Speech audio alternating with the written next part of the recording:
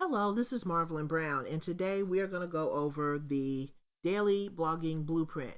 Now, this blueprint is a blueprint that I came up with, and it's designed to show you how to format your blog post.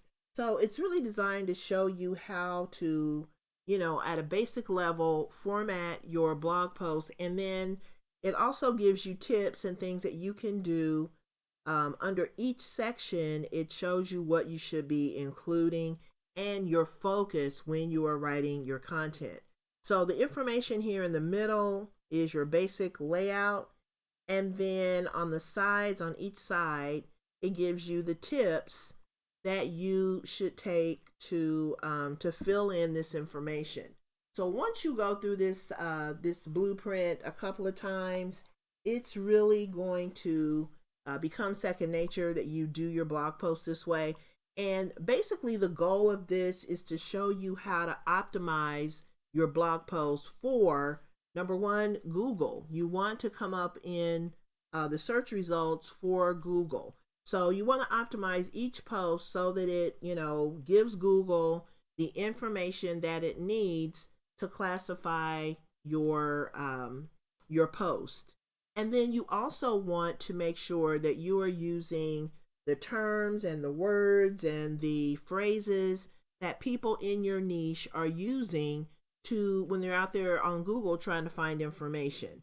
So if they have a problem, you want to definitely make sure that you're addressing that problem using the right words, using the right phrases, using the right keywords, so that you can make a connection with your ideal customer. So we're going to go through this really quickly, and if you have any questions, feel free to reach out.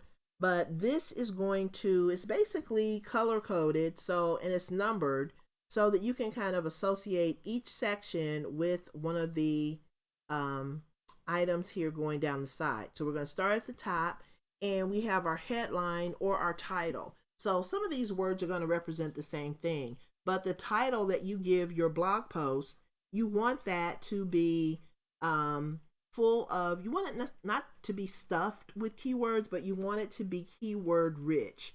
So you want to use those, important words, those important phrases, those important keywords that your ideal customers are going to use.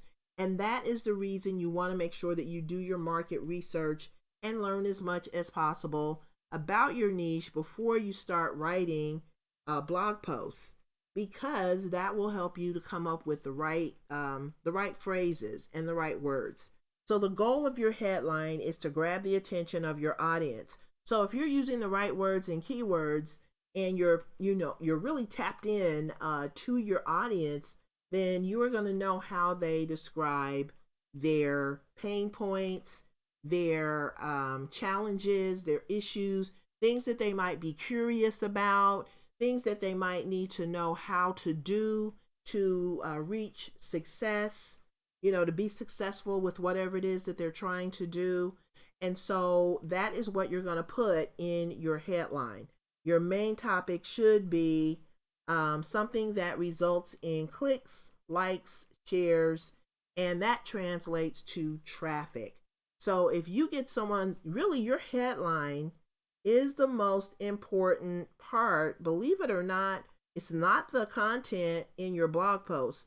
The most important part of your blog post is your headline or your title, because your headline is going to show up in so many different places before anyone even has a chance to see the rest of the content that's in your blog post.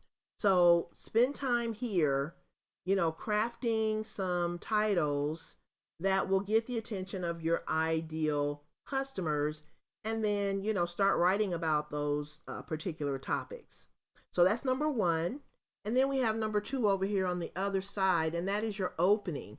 So your opening can also be pulled into certain social media channels. So what you want to do is, when you are writing your content, when you're sharing stuff on social media, when you are sharing in forums, I want you to start paying attention to what pops up when you put your link, for example, in Twitter, in Facebook, in LinkedIn, in Pinterest.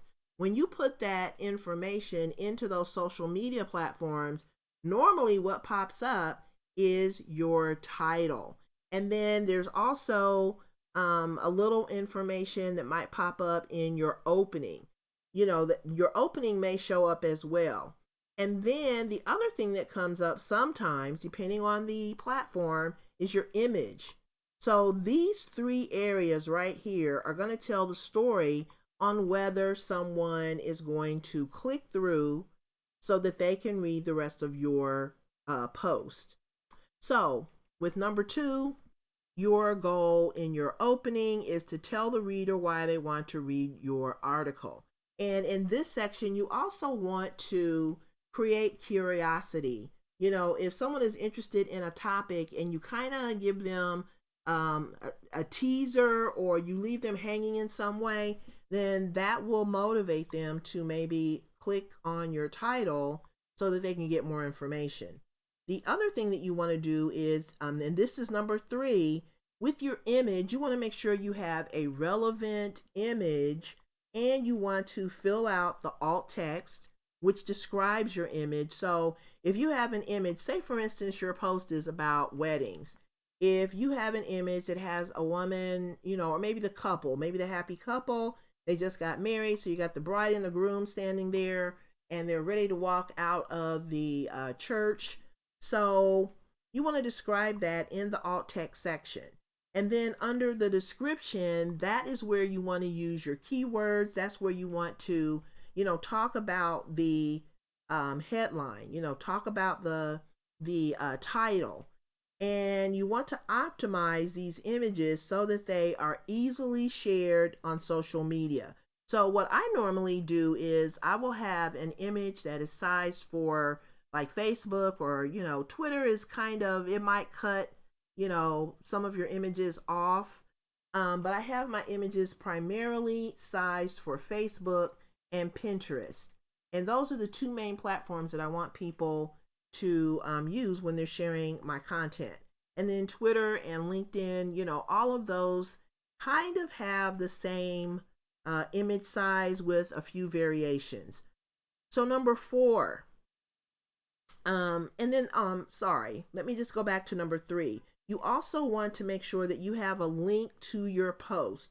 So when you're writing your post and you're just starting out with that post, you may not have a active link because you haven't published your post yet, but you can actually highlight the link, the permalink in your blog platform. You can highlight that, right click on that and copy it, and then paste it into the link that your image goes to when someone clicks on it. So you want people to go to because what ends up happening is images are also indexed by Google. So maybe one of your images might be indexed by Google where your blog post may not. So if your image shows up in a search result and someone goes up to the images and they click on your image, you want that image to take them to your blog post.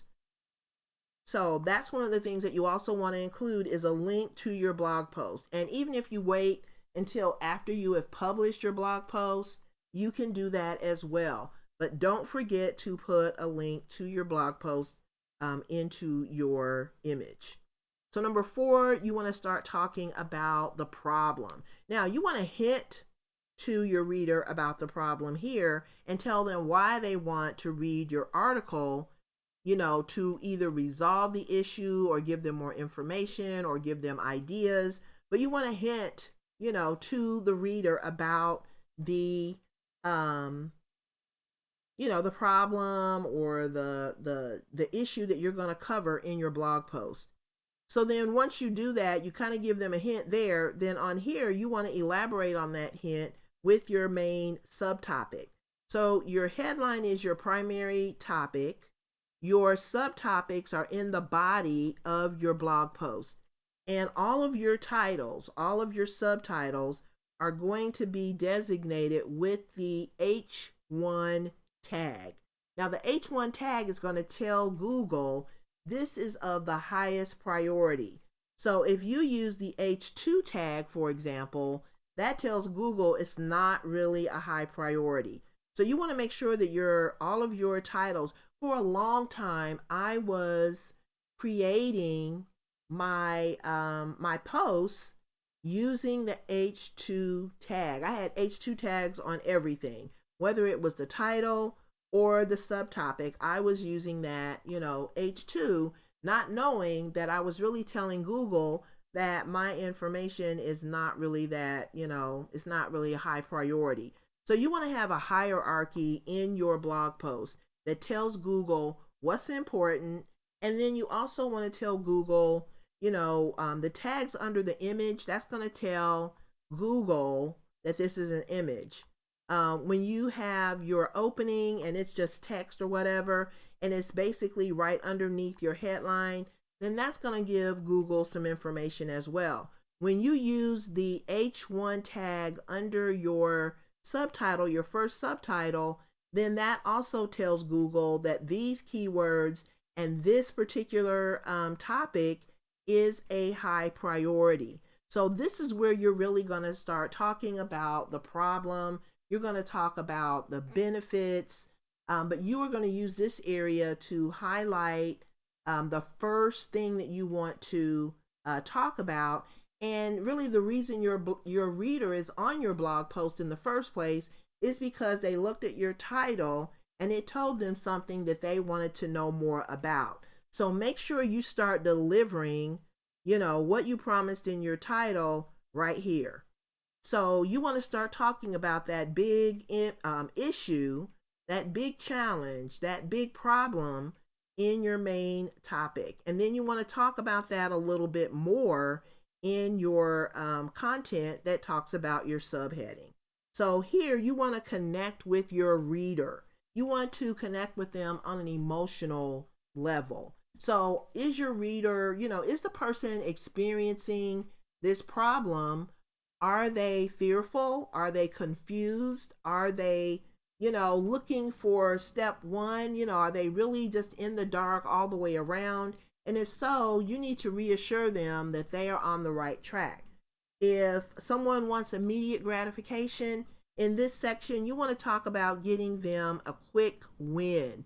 Immediate gratification means that someone wants to see results as quickly as possible. Now, if you're not able to deliver that, then, if they have a problem that maybe is a little more complex and you might need a little more time, then you want to talk about that here as well. And you want to explain to them why they're not going to get immediate gratification. Other people are looking at ways that they can help others. So maybe you have a DIY article and it shows people how to do things that they can, for example, you might have a DIY that shows people how they can make a product.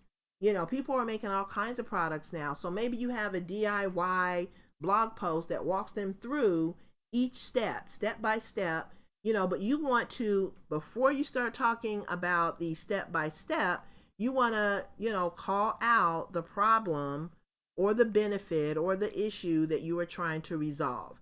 And then kind of, elaborate on that and make that emotional connection. Then you want to consider putting in your first call to action.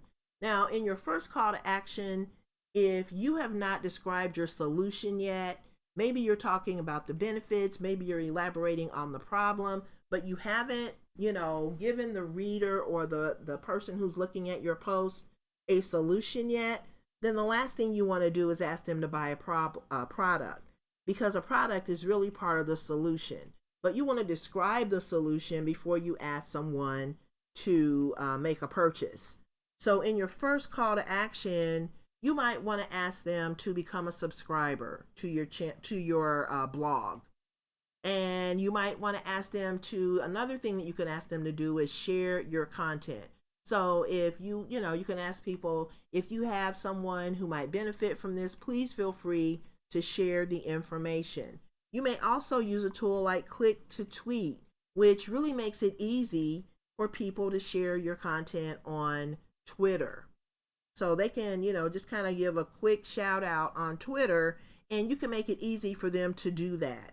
So then after that, you want to start talking about that second topic. Now, this blueprint is just a format. So that means that if you have, for example, you may have a video that you want to incorporate into your blog post. You may have a podcast episode. You may have more images that you want to put into this. You may have affiliate content that you might want to put in here. So, this is just the basic layout. However, there are other things that you can put into your blog post other than the things that I'm talking about here. But these are the things that you want at a minimum in your blog post. So the main topic number 2, this is your subheading number 2. So this is where, this is the area where you start talking about solutions. You start talking about how your product is a solution. Now, the mistake that a lot of people make when they're discussing their product, they name the product, they tell you what the brand name is, they have pictures of the product. That is not what you want to do in your blog post. You want to talk about, what your product does to solve the problem. You want to describe that. You want to do everything you can to avoid using the product name. And the reason for that is you don't want a blog full of products. You don't want your blog to be full of products. What you want your blog to be is you want it to be full of solutions. And, here's a problem, here's the solution. Here's a problem, here's the solution. That's what you want people to see when they are looking at your blog. If you have a blog full of products that, if it looks like you are trying to sell, and there's a fine line, there really is a fine line between selling your product in the wrong way and selling your product in the right way. So the thing that you want to do is you want to talk about your product without naming your product. And the only way that someone is going to know your product name is if they click on that second call to action. So you may have a call to action that leads them to your product page. So hopefully you have a product page that you can send people to where all they need to do is check out. So you have very little information about, the name of your product, the brand name, what it looks like, what the bottle looks like, or whatever. You don't want to put that on your blog post. So I have learned the hard way that what people will do with that information is they will take your product name, they'll lose the momentum that you've built up, all the way through your blog post, and they'll just go out and do a Google search on the product. And then, the luckiest person, the last person that they, go to that has the ability to sell them the product, that's who's going to get the sale. So you're the one out here doing all the work and, laying out the problem that someone might have, and you're giving them, solutions. But the minute you open the door to, this is the product, and you show it to them, that is just the nature of the beast. That's what people do. They will go out and do a Google search and learn more about that product. Or if it's on Amazon, they're going to go out and just buy it from Amazon. So, give them the ability to learn how this product is going to help them, and then ask them to make the purchase, and then send them somewhere where they can just click, and they have the product. It's on the way. So basically what you want to do in your second subheading is start talking. Maybe you have, 2 or 3 main topics. And, you have to kind of figure out where you want to put all of this. But the main thing that you want to do is somewhere in your blog post, you want to have your problem. And then somewhere you want to have your resolution or your solution. And then, whatever you decide to put in this main topic, you want to make sure that you format it for the H1 tag. And then you want to just talk about, the benefits, and not necessarily the features, because the features are more like the bells and whistles. There are a lot of people that want to know about the bells and whistles, but most people want to know how a product is going to make them feel how it's going to improve their lives, and some transformation that they are going to experience when they use this product. So you take them from someone who has a problem, who doesn't have the product, to someone who does have the product, who has solved their problem. And the other thing that you want to do as a kind of, final touch is you want to agitate the problem. So, you might want to talk about things, maybe a couple of things that might happen if they don't take action. So, for example, if I have issues with my plumbing in my house, if I don't take action on that, do you think it's going to get better? Nope. So, the longer I let the problem fester, the worse the problem is going to be. And so you want to kind of elaborate on some of that. You don't want to go overboard, and you don't want to make it seem like you're trying to scare people, but you do want to kind of highlight and just kind of bring it to the forefront that, if you don't take action on this, the more time passes, the worse the problem is going to be. Or you give them a limited time offer, and that helps them to save money. So, if you want to save on this particular solution, then here is a coupon or a discount code or whatever that you can use. However, it's only good for whatever time period you decide. But these are your things that you can actually use to motivate people to take action. So that is your basic blueprint. And again, you can download this. It's going to be in the resource section of this lesson. So I would download this and maybe, put it in a place where you can access it, whether it's you might even want to just download it and keep it on your phone, or you might want to print it out and put it in some kind of notebook or something. But this is going to be a good resource for you to have when you are starting a blog, when you're starting out and you're writing out content and you really don't know where to start. This will give you some really great insight and tell you exactly what you need to focus on. So I hope this has helped. I will see you on the next lesson. Have a great day.